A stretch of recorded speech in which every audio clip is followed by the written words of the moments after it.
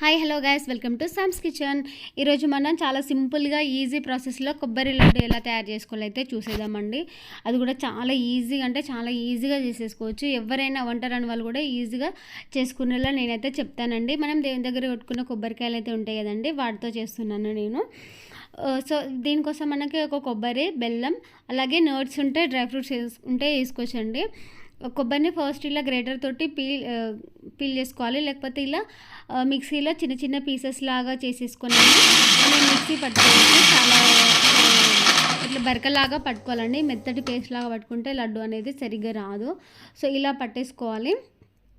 ఇలా పట్టుకున్న తర్వాత నెక్స్ట్ గ్యాస్ ఆన్ చేసుకొని ఒక కడాయి పెట్టేసుకొని అందులో కొంచెం ఘీ వేసుకొని ఫస్ట్ మనమైతే డ్రై ఫ్రూట్స్ అయితే రోస్ట్ చేసుకుందామండి. చాలా సింపుల్గా చేసేసుకోవచ్చు. డ్రై రోస్ట్ చేసుకున్న తర్వాత నెక్స్ట్ బెల్లం నేను అందులో ఘీ ఉన్న దాంట్లోనే వేస్తున్నానండి. బెల్లానికి కొంచెం వాటర్, ఒక హాఫ్ గ్లాస్ వాటర్ యాడ్ చేసుకోవాలి. దీనికి కొలత వచ్చేసి ఏంటంటే ఒక కప్పు కొబ్బరికి హాఫ్ కప్పు బెల్లం యాడ్ చేసుకోవాలండి.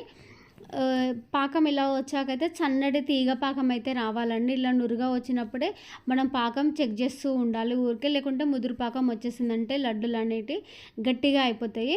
సో నాకు ఇట్లా తీగ పాకం వచ్చి రాగానే నేనైతే కొబ్బరి వేసేస్తున్నాను.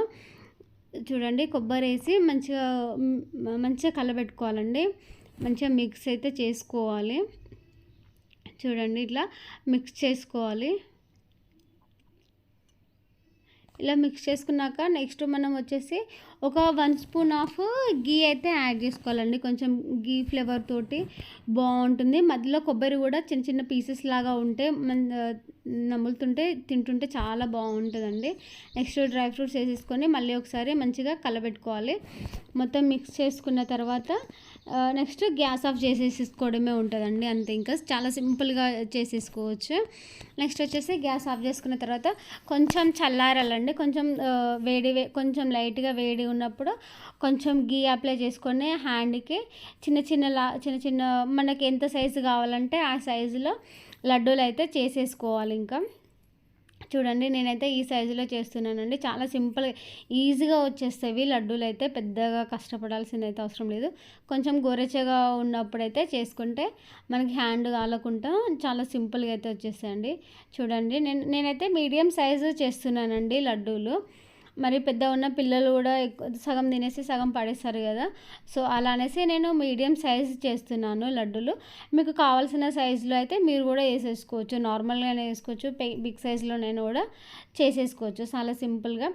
ఇలా వచ్చేసి అన్ని లడ్డూలు అయితే లడ్డూలాగా చేసేసుకోవాలండి. ఈ పాకాన్ని చాలా సింపుల్గా వచ్చేస్తుందండి. నెక్స్ట్ వచ్చేసి ఇలా లాస్ట్ చేసుకున్న తర్వాత లడ్డూలు అయితే చాలా చాలా టేస్టీగా ఉంటాయండి. చూడండి, నాకైతే ఒక కొబ్బరికి 11 అయినాయండి లడ్డూలు అయితే. వీటి టేస్ట్ అయితే చాలా అంటే చాలా బాగుందండి. మీరు ఒకసారి ట్రై చేసి చూడండి ఎలా వచ్చిందో. నాకైతే కామెంట్ తప్పకుండా చేయండి. నాకైతే సూపర్ టేస్ట్ వచ్చినాయండి. Thank you for watching. Bye bye.